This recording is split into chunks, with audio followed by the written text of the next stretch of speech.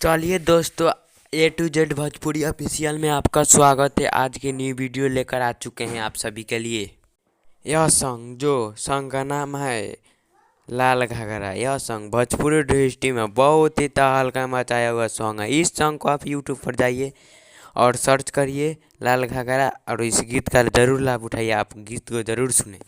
यह सॉन्ग पवन सिंह और शिल्पी राज का गाए हुए है और वीडियो में भी आपको पवन सिंह देखने को नजर आ सकते हैं। आप सभी को पता भी होगा जो यह सॉन्ग बहुत ही तहलका मचाया हुआ सॉन्ग है। इस सॉन्ग का नाम है लाल घाघरा।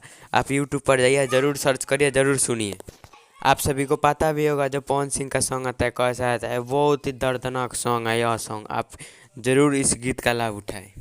हम इस वीडियो में हमें अभी बताने वाले हैं कि जितने भी गीत आते हैं पहले मेरे ही चैनल से अपडेट होते हैं, इसीलिए कहते हैं आप मेरे चैनल पर नए हैं तो जल्द से जल्द ए टू जेड भोजपुरी ऑफिशियल पर जाए और लाइक और सब्सक्राइब करें।